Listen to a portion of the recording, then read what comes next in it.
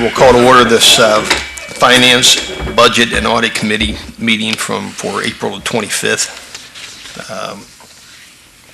And we'll get started with this information. We have a few things to go over tonight, and hopefully we can get in and out of here within the hour. And then whether if you want to talk about these first, or if you want let's go ahead. A couple letters that we received. One, was the request for funds for civil service testing for the fire chief, I'm sorry. And we had, actually, there was a letter from the Civil Service Commission, explaining what they needed in their key for testing. So looks like we were just talking, they have about 2,000 in there currently, and they estimate the cost to be around 4,000 for the fire chief testing. And it looks like and then also there's for fire chief, and then also police sergeant was the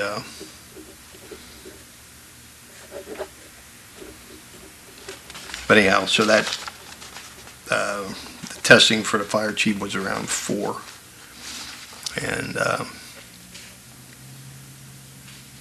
looks like that was scheduled for May 24th. It looks like when they have that test scheduled for the fire chief's test.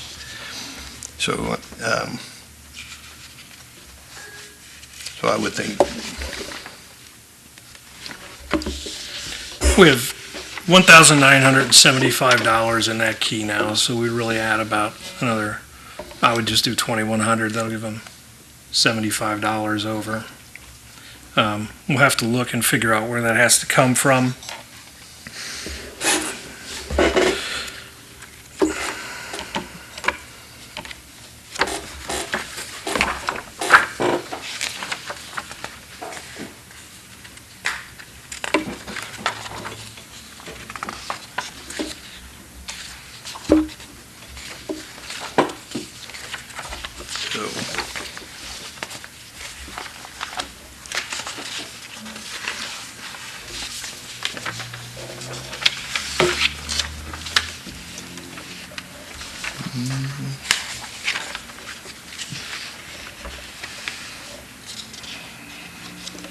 I'm not sure what.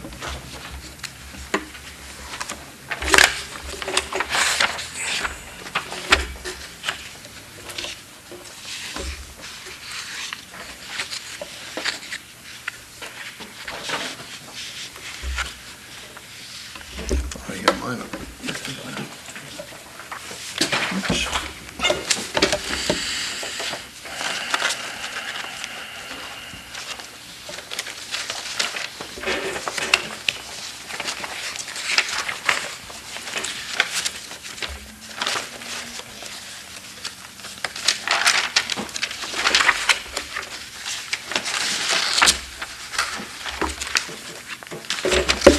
Probably the easiest short-term fix for that is going to be to just move it from their payroll key, which has 20,000 in it right now. I think that it was around 19,000 total last year expended out of that key, but we have to look and see. So it'll be 700, 7,100, do you think? Yeah, let me pull it here real quick. I got it here. Yeah.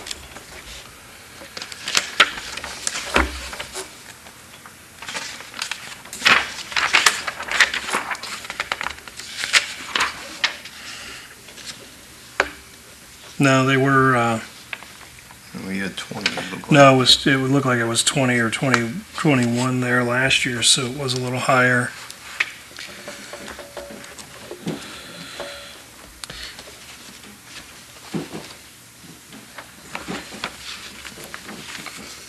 So, Mr. Stith, Hmm? so is there any time period between when the I guess, the fire chief retired until, we start paying a new fire chief, that there's salary savings in there? Or do we pay somebody else on the fire department right now that chief's salary, like what the chief was making? There's an acting chief right now. The problem is, understand that the payroll key for the fire department is going to be short to start with. Okay. Right? It's probably about 8% appropriated below what the actual projected cost is going to be. Under the rules in Ohio for establishing appropriations, the rule for payroll is that you can't exceed 60% of the payroll key within the first 6 months. So there are some overages that can happen at the end of the year because you're not going to actually know exactly what that number is going to be. If we went through all of our payroll keys right now and made them to be full as to what we projected, we would not have enough for the city to even have all of the payroll, much less pay the other expenses that we've got. Our payroll's huge, huge. Anything that makes it go over makes it bigger. Every extra dollar that's added to a department, everybody who works $1 extra, you're adding between 30 and 40 cents more in additional expenses on the back end of that through the other expenses of Medicare, workers' comp, and the pension contributions. So that's where overtime can be a killer. But when you look at the end of last year and you look at the amounts that were appropriated for the keys, you'll see that we went over pretty much in every payroll key by some amount. Usually it was 5% or less, a few of them were higher. But there's not enough money right now to support what the city has. And I've said this before, and I've said it in writing, and I've said it out loud too. And the way the city is right now, we can't afford our contracts and our retirees' benefits. The C9 Trust, that's one of the things on my list to talk about. The retirees' health care, that's $800,000 a year for those two. Plus, then, on top of that, we've got contracts that pay a lot of money out for the services for our employees. And there's not cash there for it right now. Next year, I'd like to say it's going to be better, but next year we're going to be playing catch up for all the things that we're not paying this year or that we're behind on. And when we're talking about things like, the police and fire pension, you got to, we're chipping away at it. We're making a payment every month, but as the expenses for that go up every month, it's hard to chip away at what the balance is. And so we're going to have to really use our tax money, property tax money in the first quarter of next year that we used to pay bond payments this year to the tune of $1.5 million. We're going to be paying about that much to the police and fire pension to get caught up. If we get caught up with them by the end of 2017, then we can start working on the C9 Trust, which will owe probably around $600,000 or more then. And so through 2018, you'll be catching up on that, plus all the other vendors and everything else to let go. Entering into any kind of new agreement, any kind of new contract that adds 1 cent to our budget right now is not a responsible thing to do because chances are it's not going to get paid on time next year. Our focus, and according to the list of the way we're attacking things and paying as we go, is, health insurance first, something to the police and fire pension, then our employees, then everything else. And then everything else gets pushed way back, and that's why, things like the C9 Trust don't get paid. Thank you. I know that wasn't exactly what you asked for, sorry. I think it answers.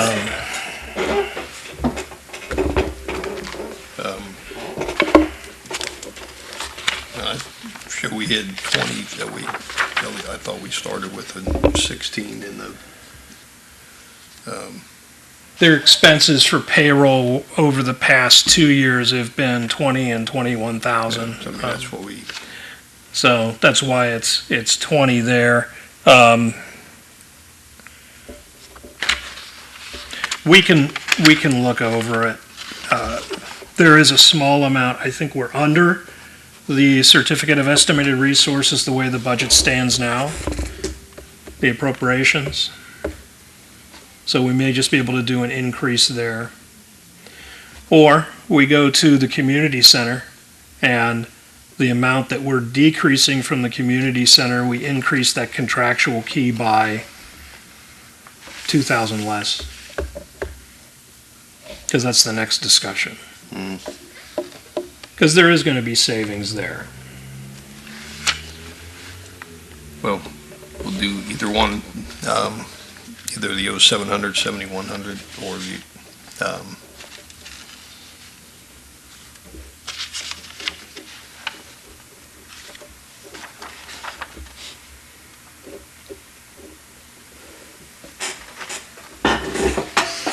or the 0890. 0890. So the next thing that we're kind of discussing here is the community center. There are two paid positions there. One is a union position, and the other is an appointed position with benefits. That's a full-time position. Both of those individuals retired at the first of the year.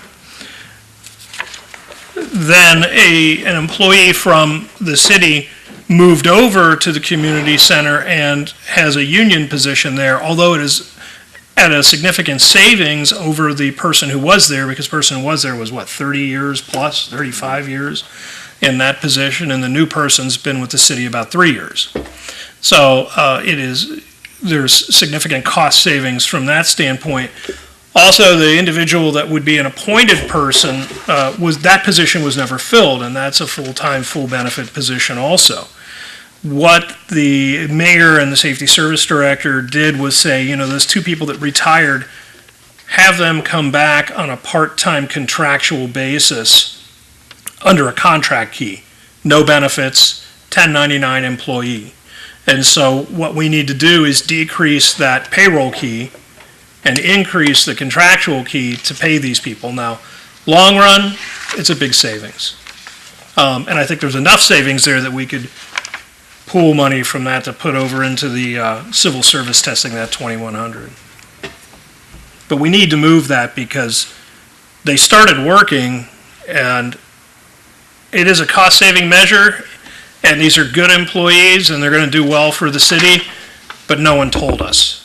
And so when we got their first timesheet, which is essentially an invoice, we're like, there's no purchase order for this. There's no appropriations for this to even create the purchase order, so we cannot issue a check.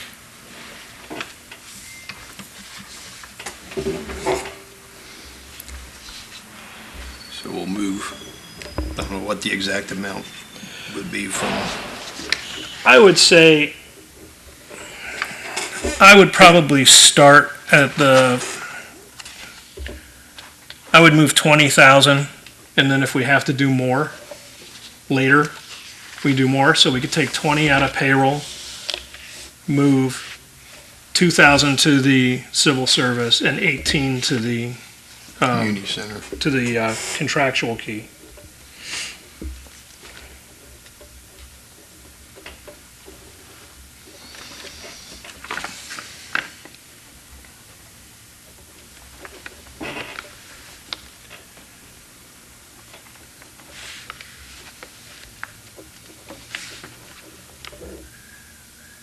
Then that balances. All right.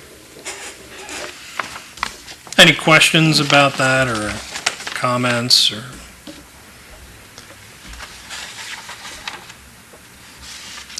Guess it'll be dependent upon how long they stay. Is that both of those that you have? Mm-hmm. So, Yes. as a spinoff of what I was talking about a moment ago, and the cash shortages and the difficulty we're going to have in paying our vendors And we need to be thinking about the things that are on the bottom of the list and making sure that there is some level of communication. And if we're talking about the C9 Trust, because we're trying to keep up with the retirees' health care, that's $550,000 a year.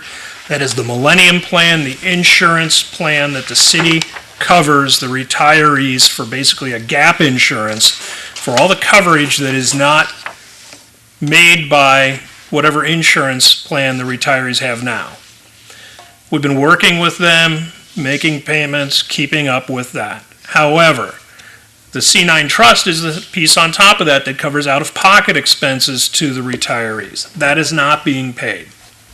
I do not see that being paid at any time in the foreseeable future without eliminating other things in the city to free up money to pay that, which means closing departments, laying people off. I don't see another way. So if we're not going to pay them, I think somebody from council needs to be a liaison and have discussions with those individuals. There's a group of them. There's people that are appointed to be the people who discuss this with the city, but we don't want to just let it lay until it festers into something angry. So my suggestion is to have council talk about it and appoint somebody to talk to them. Mr. Weddington, when he was on council, used to do that. And I think that that's something that's lacking, that there should be a better line of communication to those retirees. And even though they're not getting the C9 Trust payment, it should be made very clear that they are getting paid a significant amount in the form of the health insurance coverage that we are keeping up with, covering prescriptions for many of our retirees, as well as covering the expenses that they would have incurred if they didn't have this gap insurance, this Millennium Plan, as it was originally called. The other thing to look at, I think, is recreation. As of right now, and we've not moved into the pool season yet, recreation has 6 employees, 6 people that turn in timesheets, including the recreation director.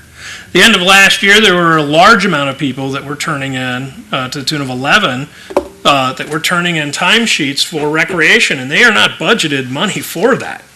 I mean, they're budgeting enough money to cover their seasonal employees and 1 full-time person and a few part-time through the year. They're going to burn up all their money by the end of the summer. All their appropriations will be gone. All their cash will be gone.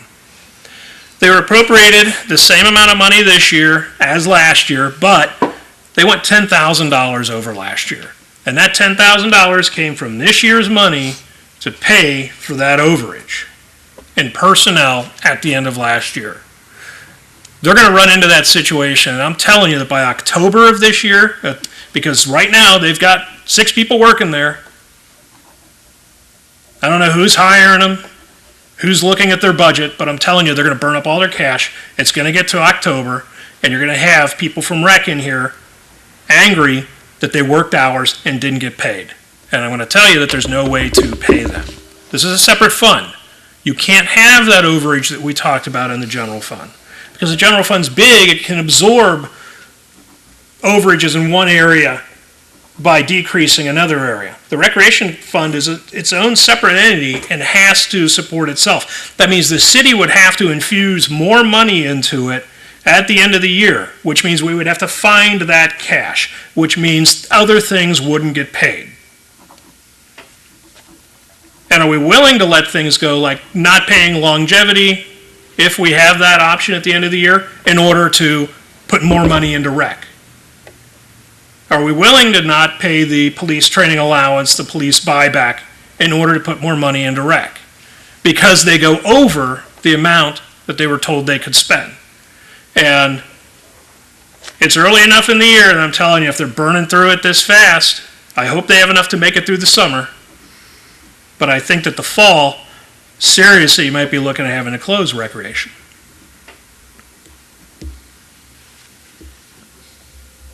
Yes, we need to find out where they are working.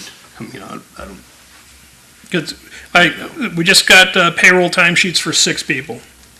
And they're just, those aren't the seasonal employees that come in for the pool. The other issue we've got with recreation is that we're going to run into a problem with is in their purchase order requests.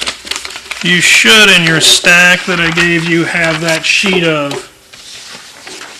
purchase order requests. Can you hand me that one from John there? Thanks. And these were the ones that were really a couple weeks ago. These are the POs that are returned that had insufficient appropriations for it. And if you look under recreation, there's an $8,000 PO there for Miami Chemical for chlorine for the pool. They only have $6,700 left in the 7,300 key. In other words, whatever they purchased earlier this year, they didn't budget out, they bought other things, and there's not enough money for this. So what they need to do is figure out either closing other purchase orders or using that 6,700 and buying less chlorine. But we got burned on this before. And I'm going to tell you we're going to get burned on this again. Because what happened before is when we told the head of recreation, you don't have any money left to buy more things, she said, okay, we're not going to turn in any more purchase orders, which she didn't, but she continued to buy. And then the receipts were never turned over to us, and a year later, we had the chlorine company sending us to collections saying, hey, you owe us $16,000, $20,000 in chlorine bills, and we're like, we never got the bill, and there was never a purchase order. And so the city had to come back and do a settlement of claims to pay that. That happened. It's public record. It was talked about on council, talked about on finance committee, and I'm telling you, when I see stuff like this, when they're burning through their money on new employees, and when they don't have enough money for their budgeting for the chlorine, I worry. I wondered that 8,000, if that's like the annual amount that they are projecting, or do they get it all at one time, or is it that comes weekly or monthly? Or? I think they top it off as every week they top it off, but I'm not sure. When I see things like that and I see they're using up money quickly in that fund, that I know that was a problem before. So anyway, it's recreation. Our phone system's down. Mr. Stiff, I had a question about Yes, recreation. please. So, who's responsible, I guess, for managing that budget? That's the director of recreation. Is that an appointed position? Yes. And then isn't there like a board of recreation as well? No, that was eliminated because of problems like this. Okay, Because it was a continual problem that we faced on a regular basis of using purchase orders that were not assigned to that department, like the police department's purchase orders for purchasing things, mishandling receipts, an entire year's worth of register receipts disappearing from the convention or the concession stand at the pool. Purchasing things without purchase orders, such as this chlorine issue, that was the one that really came to head. At that time, the Recreation Commission was made up of people appointed by the city and appointed by the schools. It was a joint effort. And a long time ago, when it was first established, the schools had some revenue stream coming into it also. But then the school stopped contributing money.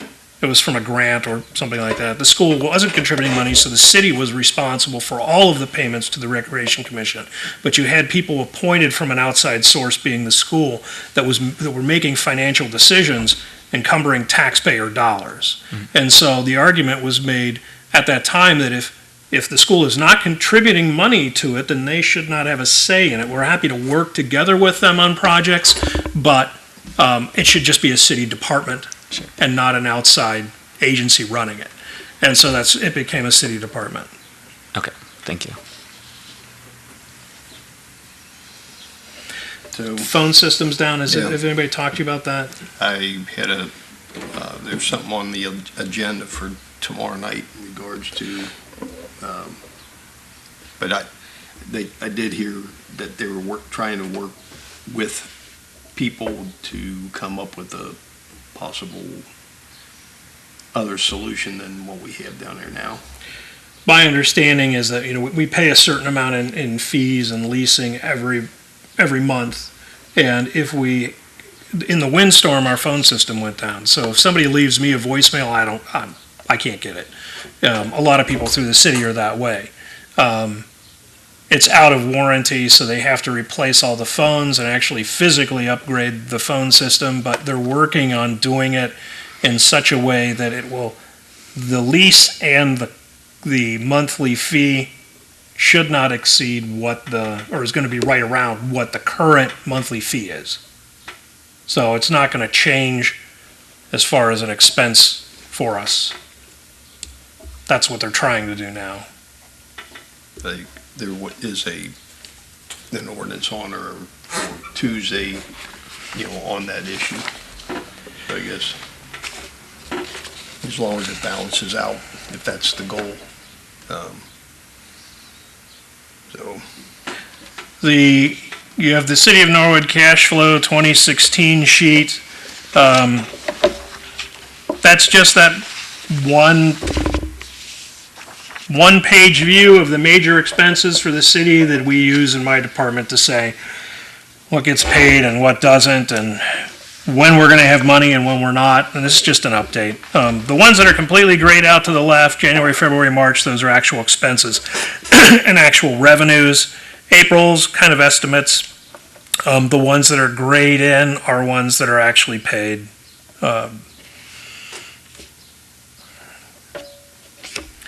The thing that we did this month is we took everybody that was an outside vendor, with the exception of the police and fire pension and the C9 trust, and we brought everybody to within 60 days.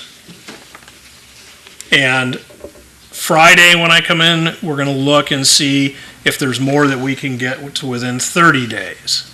But we had people that we owed money from the end of last year that we hadn't paid. So we brought everybody up to 60 days. And to within 60 days of payment. And then we got a bunch of POs, or a bunch of receipts and invoices that we didn't know were out there. Apparently somebody left the police department and their responsibility was to handle all of these receipts and all of these invoices, and when they left, no one took that over and they just piled up. So after we paid all of those, we got a bunch that were more than 90 days late brought to our office to the tune of about $40,000. So we're weeding our way through those, and I'm hoping we can bring those also up to the 60-day mark. That's not just the police department that does that. We get them. Fire department also, different times, different ones. You get stragglers that an invoice might sit for a while. So all the invoices that come to our office like that are date stamped, so when they come in. Does that go under the miscellaneous other expenses? Is that why that's so high? Correct. Those are all the other vendors. Okay. Yeah. Which you'll see, the big ones that jumped up are the Anthem, because that's a double payment. The end of March, we moved that one and we paid it on April 1st so that we could meet payroll in March and not miss the last payroll. We really don't like to do that because you come within a breath of losing health insurance coverage. But if we did it once in the year, I think they're not too mad at us about it. Some of the other things that are a little high, like you'll see the Benovation, that's that retirees healthcare key I was talking about, where it's $40,000, $43,000. It won't always be $43,000. That's kind of an estimate of how much it costs. But when we're talking about the retirees healthcare for that Millennium Plan, Benovation is a company that runs it. That is roughly $43,000 a month that we pay for that. We've got some expenses coming up in May. Workers' comp's got to be paid. City insurance got to be paid. And the two big things that haven't been paid, the fire buyback and the police and fire clothing allowance. It's not enough money, not enough cash in April to pay those. And they're due. Their contract says they should get them. We don't have the cash to pay it. And we're gonna have to look at this once we get into May and see what are the other things that we're going to have to pay. Does it just go on that big, long list and we say, you know what, when we're caught up with everybody else, you're chronologically on the list with everybody else? Because doing it that way, I mean, one of the things we were able to do was pay $103,000 in separation pay to the employees who left in December and January. We've got another $54,000, almost $55,000 that's due in May for an employee who left that is in very bad health and will need that money. And we talked to them, or the people managing essentially their affairs, and we're going to do it in 2 payments. It'll be like $25,000 in May, or $28,000 in May and $25,000 in June. We're going to split it between the 2 months. And they're willing to do that, but we really shouldn't push it back further for that reason. Lots of big expenses coming up. We need to work month by month to try to get them paid. This list that you were given is all of the outstanding bills as of now. These are all the invoices that we have to be paid, and if you ever want to see the spreadsheet, Jane can email it to you from my office. It's color-coded. And you'll see kind of on the last page, it's broken down to how much is police and fire pension, how much is retirees healthcare, how much is C9 trust, dental optical payouts, other things that are due. And I'm not sure, I needed to talk to her because we just found out about the ones coming over from the police department.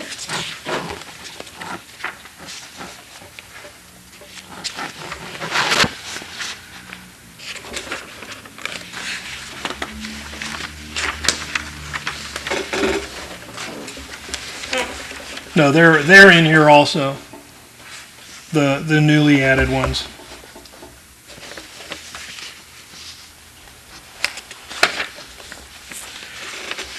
So hopefully paying up to 60 days has bought us a little bit of breathing room for these individuals because, you know, we're, Some old, that were getting pretty old. yeah, there were some that were pretty old.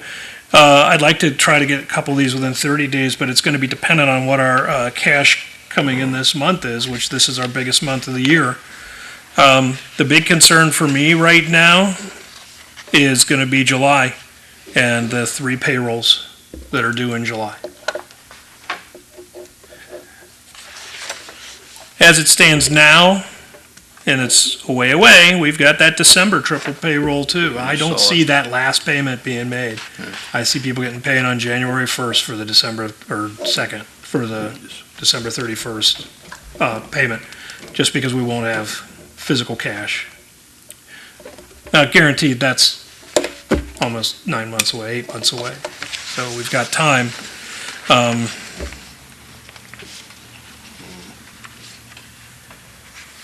Right now, paying all of these things here, paying our payroll, we're $1.5 million short for the end of the year. That third payroll, you know, that's, what, $420,000 of that? C9 Trust is 250, 300 of that. So that's about another 800 we got to figure out. Either our revenue comes up, which it won't come up that much, hopefully it'll come up a little bit.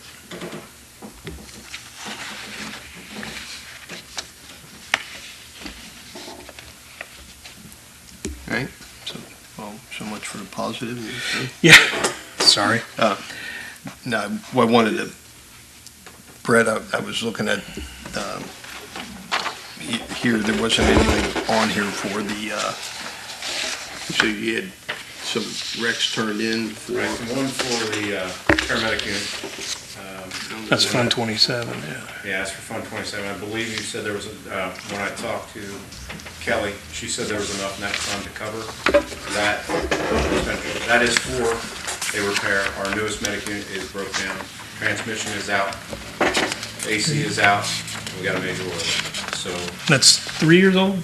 no, it's 5 years old. 5 years old. Yeah, it was supposed to. I know it was replace during in my 3 years, time. but it's not. So if this is a Band-Aid. We know it's bad, but, like I said, you've said all along, we don't have the money to replace it. We're just gonna keep putting Band-Aids on stuff and hope There's- for the best. 33,000 unencumbered in that fund right now, so.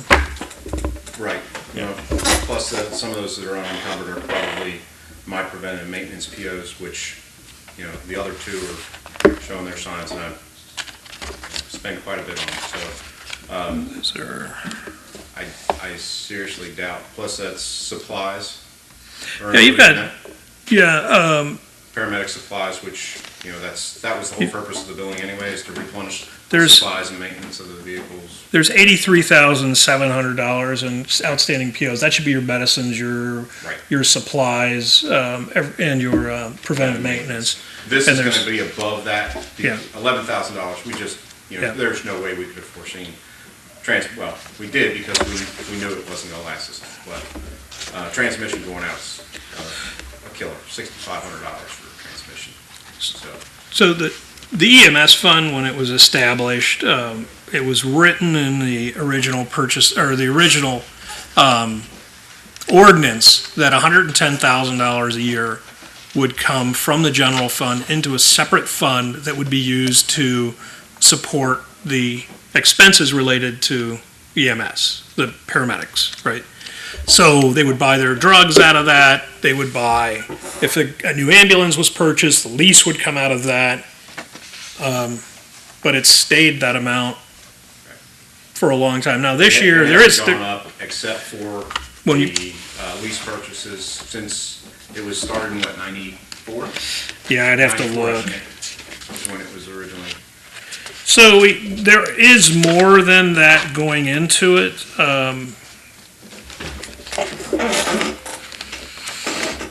The last figures that I got from Medicount, who does our billing, is we take in, on average, close to $500,000 into That's- that. About It's- 480, yeah. 155 We have this heavy year. years that are over 5, we Yeah. have light years that are, 470, but it averages 490 to 500. So we have, the subsidy to the EMS fund is $155,000 right now. But again, that all comes from the general fund, and it is on that list of things to pay. And those EMS bills are, it's not like there's $150,000 or $110,000 in the beginning of each year to be able to take that money in January 1st, put it into a fund. It would be nice if there was, but we don't have it. EMS fund, if you look at the auditor's report online, on norwoodauditor.com, page 20 of the report is the revenues, and you can see how much the EMS fund brings in to the general fund. The EMS billing brings in to the general fund. And 2015 was 454,000, 2014 483. Best year was 2012, 512,000. And this is insurance billing that's done from a third-party biller that the city uses for our EMS services. If the squad arrives at your house and you have insurance, they take the insurance information and they bill your insurance company because your insurance covers EMS transport. From my understanding, if they do not have it, if you don't have medical insurance or it won't cover that, the city doesn't come and charge you for it. So, being a citizen, that is something you're provided by the city is, right. The other purchase order that I put in for, was for the ladder truck. We just had our, ladders, we have an independent company come in and certify our ladders for safety. They test them, make sure there's, no issues with them. The company sent me a letter back stating that they would not certify our aerial ladder, that's our 100-foot ladder, because the cables on it are 20 years old. They are stretched, they're frayed, they need to be replaced. They also do an evaluation of the truck while they have it, and they brought up that the air system on the truck was in dire need of repair. So I reached out to the closest Seagrave dealer, which is in Florence, and have a estimate from them on those. Came out to $6,500. As far as the ladder is concerned, that's a safety issue for me. Both of them are. The ladder, it can fail, whether I have a guy on it or I'm using it as a master stream, can cause serious injury and death. Braking system, 54,000 pound vehicle going down the road, brakes go out, people get hurt and die. So those two issues are, and there are a lot of issues that don't even make it over there, but this is something that I believe is definitely on the hierarchy of needs as far as being fixed. That's the reason I put in for it. It's above what my POs can handle. Did you say you already turned that in? I've turned in the PO request. It's been signed by Mr. Gears. It's sitting in the auditor's office because there's insufficient funds, and I believe that was Fund 01. Is that correct? That would come out of 01. Yeah. I'm pretty sure that's where it came from. Faced with that, and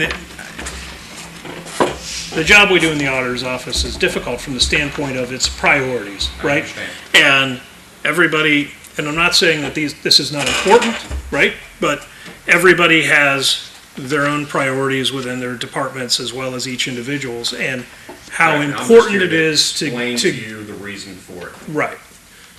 I'm not saying I should have any more priority over anybody else. As far as I'm concerned, as far as the way I was brought up in the service, health comes first. That's the reason I believe those EMS units should always be in top line condition, because it has to do with everyone in this city. Secondary would be the fire vehicles.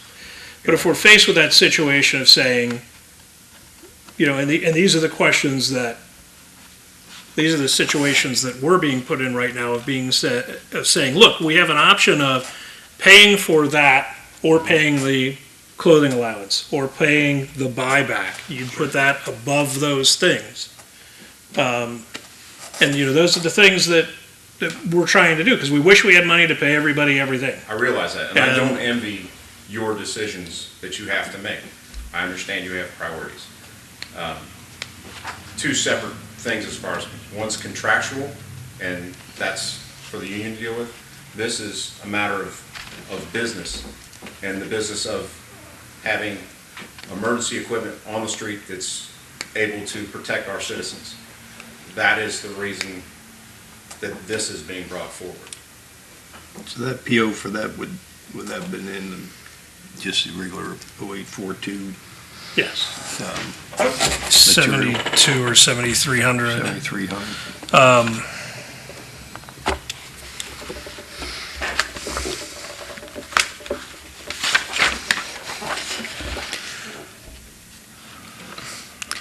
Mr. Smith, Yes. when you get a moment too, could you I'm curious how overtime is doing this year when it comes to all three departments, or the two, fire and police, and then the all other, those three categories that you laid out in your report. Pretty much all I've got is data up through March 31st. We could run it on the system downstairs. It would just take a few minutes. But what I have printed here is as of the that's fine. closeout of March. That would be good enough. Okay.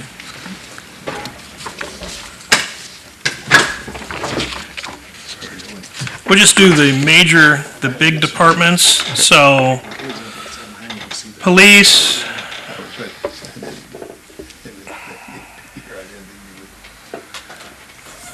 year-to-date expenses on the police as of March 31st, $90,156.81. And remember, that is not including an additional 30 to 40%, depending on the department, that's just the cash take home. Fire, $111,283.62.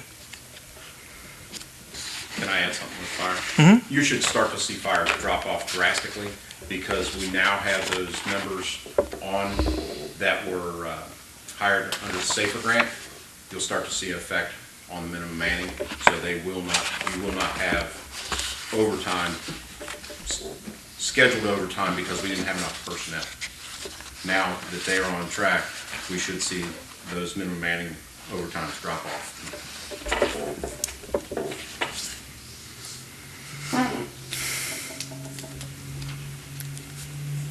So I don't know how much. For the rest of the city? We No, Okay. no, the one you can answer. It's fine, I think we're, We can run that off after the meeting downstairs. But I was just looking at that PO, I don't know how much short it was or what, whether there's something we can look at, tomorrow to see about.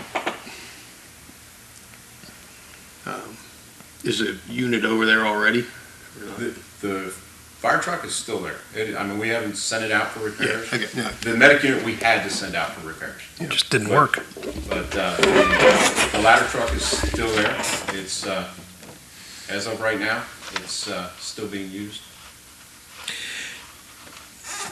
I don't know if you're involved at all in that fund, 83, the fire department fixed assets fund. Yeah, I'm That's- just curious as to what that's, it shows money kind of goes in and out. Yeah.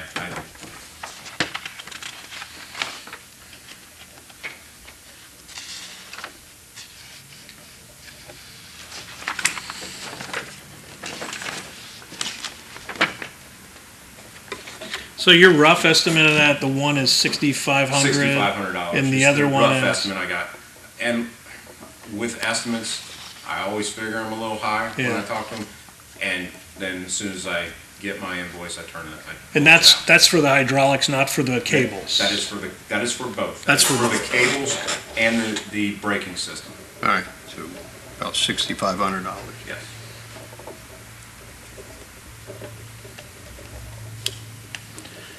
Just don't know where it's gonna come from. Mhm.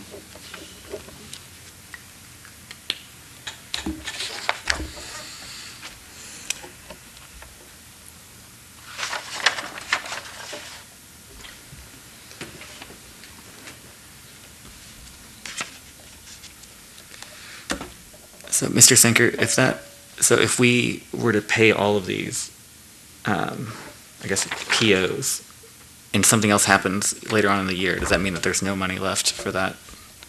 And actually, these POs were turned in and meaning there was no money in for us to issue the PO. They exceeded Yeah, I'm the talking about budget. yeah, I So got right that. now, they're in limbo. Like his two issues.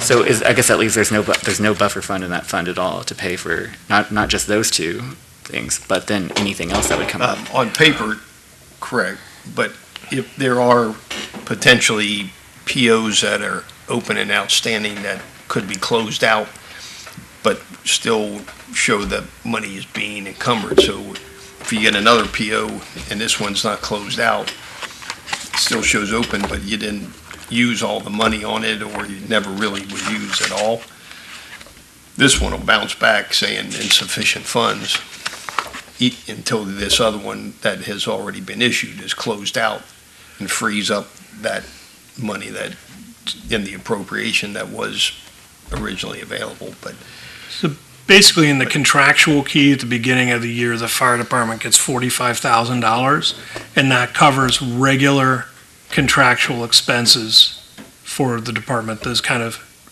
regular things that we see every year. And then if there's a major repair or something to be fixed, then that has to be increased, because it's not like they're budgeted 45 and 10 of that is sort of discretionary. It's all budgets are pretty bare bones. You know, they're Makes sense.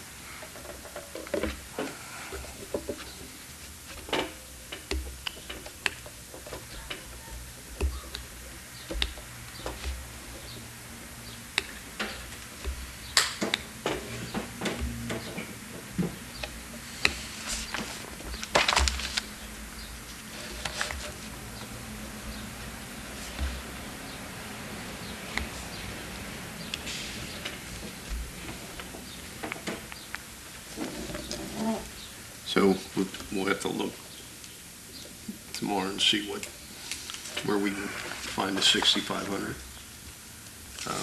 The other one we can work out. All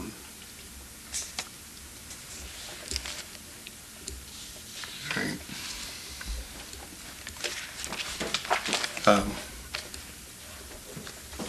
Guess the other thing, like we were talking about the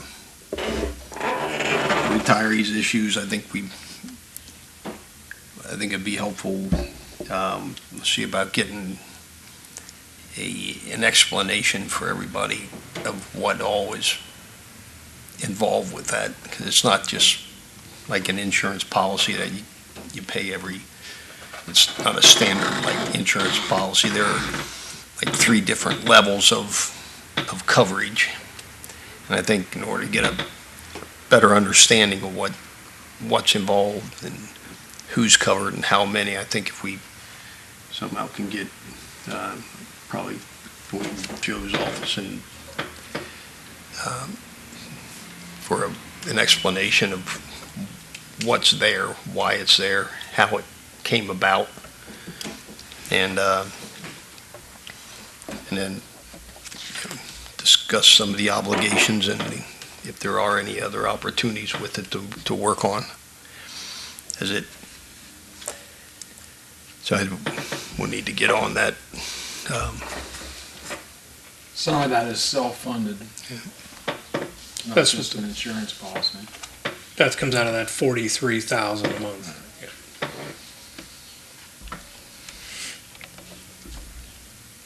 So I think it's a starting point to get everybody, so we all know what we're talking about when, number one, when people ask you questions, and number two, you may have some ideas of how we can work through it, or around it. So I'll see about getting, at least start gathering some information on that. And if you had anything else you needed to go. So for tomorrow then, I guess the biggest things we're going to need to change really would be the 0700 to civil service testing, and then the 0890 7100 to transfer to 7200 for the personal contracts down at the community center, and then it should be covered on that fund through Fund 27 for the one, and then we need to work on the other one to see about getting that squared away. And so, does anybody else have anything else they needed to? Oh, and then the other thing, we really didn't come out with any solutions, but we need to start thinking about recreation. I think we'll try to find out where the people are right now down there working, and then find out about the chlorine issue as well. So I have to do some footwork on that too. So, but I may be jumping the gun on that a little bit, but I want people to be thinking about it ahead of time. Sure. And is that department, I guess, is that under the purview of the safety service director? Or is that really more Yes. of a, it is? And I guess, are it's other, run by the director down there. Sure. Who reports to the safety service director. are there other departments where the safety service director, I guess, exerts more, oversight over than the recreation? Or maybe he does exert oversight in recreation. I'm just curious if maybe he has other additional information about this. Maybe I can just ask him, but. I'd say that the safety service director is somebody who does two people's jobs. Sure. Because there used to be a safety director and a service director, and they were combined down into one. And given the amount of work that's thrust on that one individual, I think he does a pretty good job. Being able to maybe be involved proactively and maybe pointing out where there might be problems or reminding somebody of things can be helpful. That's kind of what we're trying to do, so. And that's helpful, I appreciate that. Because typically, when things are noted or brought forth, then it usually gets the attention, but a lot of times, with everything else going on, that's not, jumped on initially. Sure. So. All right, what I have, we reviewed the open POs and department shortages, and we're going to transfer into civil service for testing, 2,100 to their 0,700, 7,200. And then we're going to transfer to community center, transfer money from 0,890, 7,100 to the 0,890, 7,200 to cover the personnel contractual obligations down there. So, and outside of that, at this point, this finance meeting from 4/25/2016 is closed. Thank you.